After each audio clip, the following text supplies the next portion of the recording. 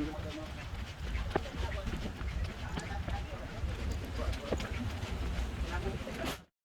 up, TQ fam? It's your girl C, and I am back for you guys. So I do want to apologize first for the noise. It is extremely loud out here, but I'm currently getting some death in these tanks, and I do want to apologize for being away for so long. I will get into that in a minute. And also, some things have changed. So today I will just be updating you guys what's going on. It's not going to take long. So the reason why, if you haven't caught on yet, I left Crete. I left Crete probably a month and a half ago, 2 months ago. And the reason being is because I had multiple issues with them. A couple times I had to worry about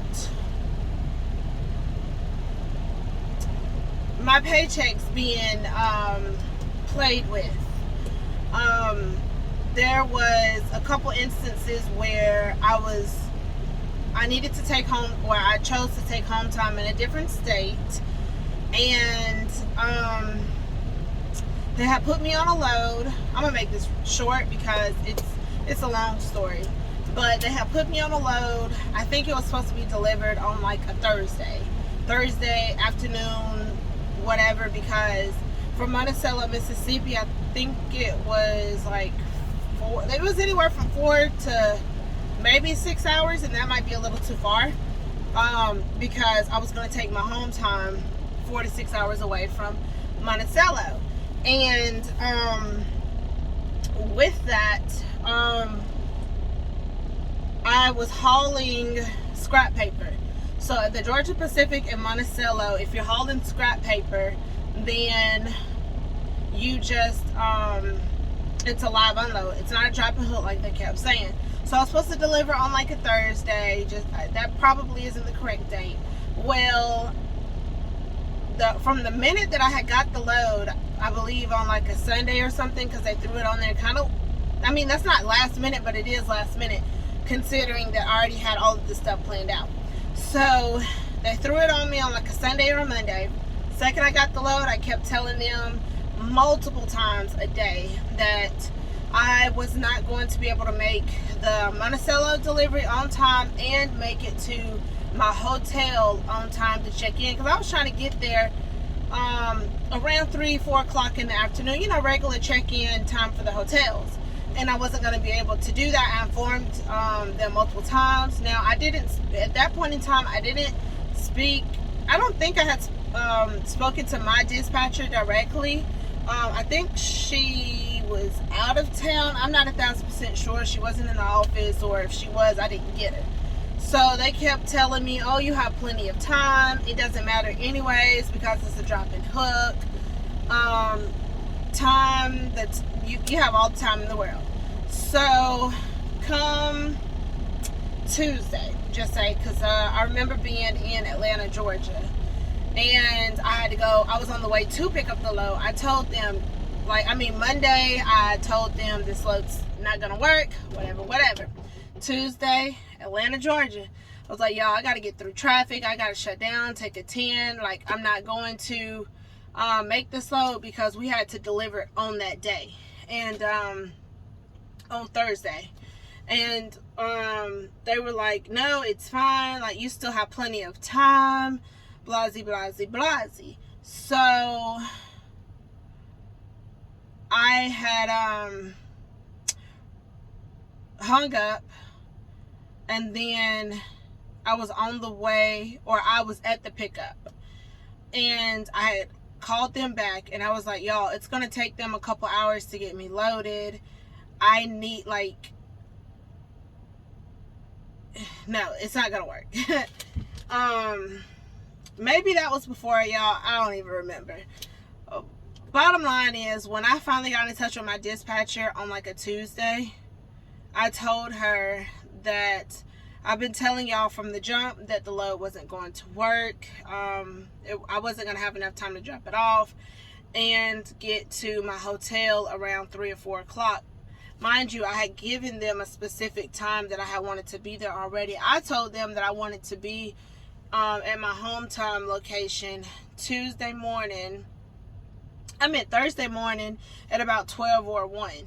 And she was like, well, you should have been told me. And I told her that I had informed the other dispatchers, because they're all in the same office, and that they kept saying that I had plenty of time, knowing, well, I knew that I didn't have that time. So at this point, she was like, there's nothing that we can do besides deliver, whatever. So I get to the delivery day Thursday. Thursday comes, and lo and behold, when I pulled up, guess what I saw? I saw about 15 trucks ahead of me that was, actually they were parked on the side on the cul-de-sac because they had to get unloaded. And so when I spoke to the people at check-in, they had informed me that I should come back in the morning to get unloaded because it was going to take a while. And I was like, oh, so you mean to tell me all the people that's sitting over here on the side is getting unloaded or waiting to get unloaded? And he was like, yeah. And I was like, oh, okay. Immediately called the company. This is not a drop and hook. This is a live unload. This is not going to work. I've been telling y'all from the jump. Oh, we're sorry. You're not going to be able to do anything besides sit there and just wait to get unloaded. Don't whine about it.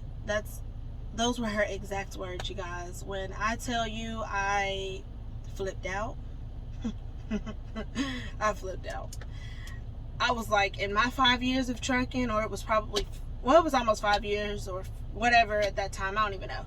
My 5 years of trucking, never have I ever complained about being up under a load. Never have I ever complained about waiting to get unloaded. Like, no, I've never complained about anything in the, I'm used to it. I drive trucks for a living, whatever. I told her she better get me somebody. I told her, my bad, I got jumbled up. I told her that she better get me somebody that I can talk to that can do something for me, because this was unacceptable. Because I've been telling y'all since the beginning of the week that the crap wasn't going to work. Well, I'll try to get you somebody, but I don't think they're going to be able to do anything. I said, I don't want to hear that. This load is going somewhere. Somebody's doing something with this load, but I'm not waiting until tomorrow to get unloaded. So the dispatcher that I previously had, he got on the phone and he was like, I'm so sorry. I thought that this was going to be a drop-in hook. Somebody offered me some money at some point in time to basically just sit there and get unloaded, which I would have got anyways because of detention. But I was like, no, money isn't going to fix this, because I can't get my money back from my hotel. I can't cancel, or if I cancel, no. I planned this trip. I had everything planned out. Like, no, this is very inconvenient. So, long story short, sorry guys, he ended up, because I didn't speak to her at that point, he ended up calling Georgia Pacific, and they were able to allow a drop and hook. They just told them that I had an emergency because it was a screw up on their end. It was beyond a mess up. It was a screw up on their end. So I dropped the trailer on the yard. They magically had space on the yard, and I was able to get that dropped and got unloaded. And after that, I came back from the home time, from that particular, or that specific home time, the next load that I had, I forgot exactly how she did it, or I'm blaming her because these dispatchers can plan loads. But my paycheck was shorted. And I was like, okay, so you're going to play with my money. Okay. Play my money one time. Okay. Okay, so then something happened where, or actually from the time that she was my dispatcher, I was like running 2,800 miles, and she was only expecting me to be at home for 34 hours. I was like, I'm running way too many miles to just be at home for 34 hours. I need to sleep. I need to get some rest. My body needs to rest. I'm not even in the right mindset. Like, I can't keep functioning like this. Like, I kept telling her that. So sometimes she would give me 2 days off, but she wasn't happy about it. But a lot of the times I would only get 34 hours. Y'all, it got to the point to where I no longer wanted to get out of bed to go to work. I've never felt like that in my trucking career. And I was just like, I kept telling everybody, my friends and stuff, I was like, yo, I can't function anymore. Like, I can't do this. I can't wake up and go to work every day. I can't wake up and get behind this wheel. Like, it was bad. And so, like, that happens from the time that I had her until the time that I left. So I just eventually left, because obviously a person can't function like that. And so before I had left, I started looking for another company to go with, and I ended up with Ruan. It did take me 2.5 weeks to get started with them. I'm local now, by the way. It took me about 2.5 weeks to get started with them. And the reason being is because I kept having some issues with my physical. The first physical got declined because I didn't bring in the correct paperwork for my sleep study, because Crete gave me the sleep study report, and I knew that it looked shady, or I knew that it wasn't the right paperwork from the jump, and I tried explaining that to Crete, but they kept telling me this is the correct paperwork, you don't have anything to worry about, blasey, blasey, blasey. Well, come to find out, I did have something to worry about, and that wasn't the correct paperwork. So I had to call FS Solutions to get them to forward over my paperwork, because even on the paperwork, the numbers were like way too high, and the lady was like, the numbers don't even sound correct. Like, somebody definitely would have said something to you if those were your numbers. So that first one got denied. I went back up. I took it upon myself to schedule another appointment to start with them on the second day, to do it that very next day, to redo my physical. And so once I did that, I sent the information over. Everything was cool. I had got the correct sleep study paperwork. So I sent it over to Ruan, and when I did that, somehow, well, not somehow, but the doctor, I guess, didn't send them the one that he had actually approved.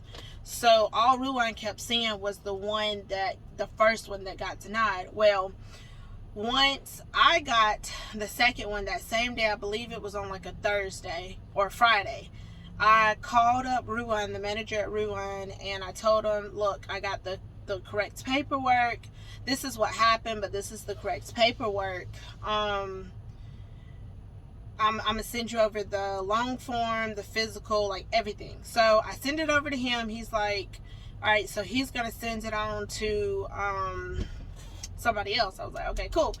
All right, so that was probably Thursday. So here we are, Friday. Friday comes, and Friday I found out that the person that he sent it to was somebody only submitted, or somebody lost, I don't know, I ain't gonna place any blame, but he was only, or the first copy of the medical card was submitted. It wasn't the long form, so they didn't have anything else.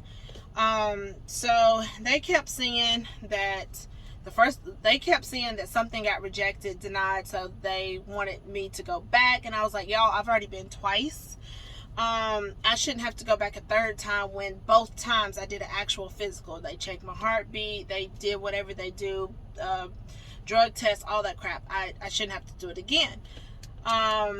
So once they finally understood that I had actually completed the physical 2 times, the first time and the second time, they were like, okay, you don't need to do it a third time, but we're gonna have to wait until Monday to see like what everything is. Okay, so Monday came, and I couldn't get started in orientation that Monday because they still hadn't received, or all the paperwork, whatever. Okay. Tuesday came, whatever. I think I finally got submitted into orientation.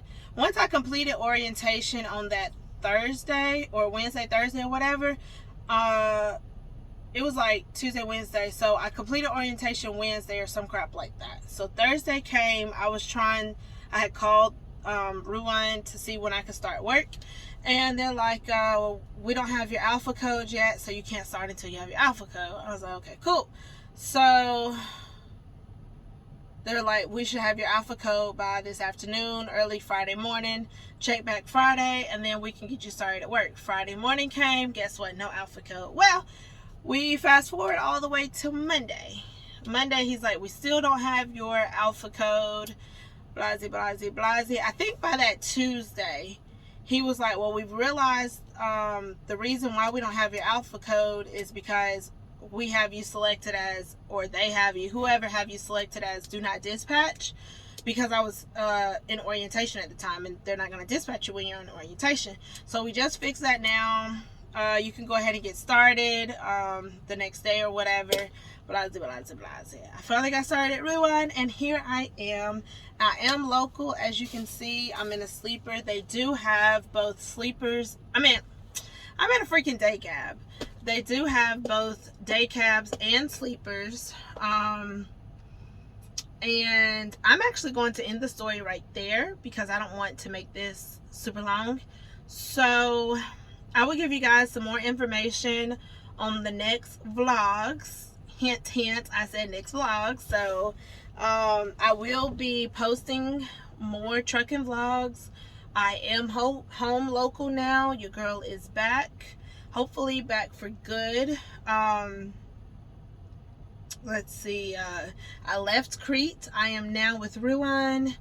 I am happy here for now. I had a rough start at first, just getting adjusted to their times and stuff. I'll tell you guys about that later. But that is it for this vlog, you guys. Be sure to give it a big old thumbs up. Comment down below any questions that you have about Crete, about the new company, Ruan, any other questions pertaining to me. I don't care. Just whatever you have to ask me, just comment down below. I am so sorry, guys, again, that I've been away for so long, but your girl is back. And I think that is it. So I will see you guys on the next vlog. I also will be posting, so I'll see you guys on the next vlog.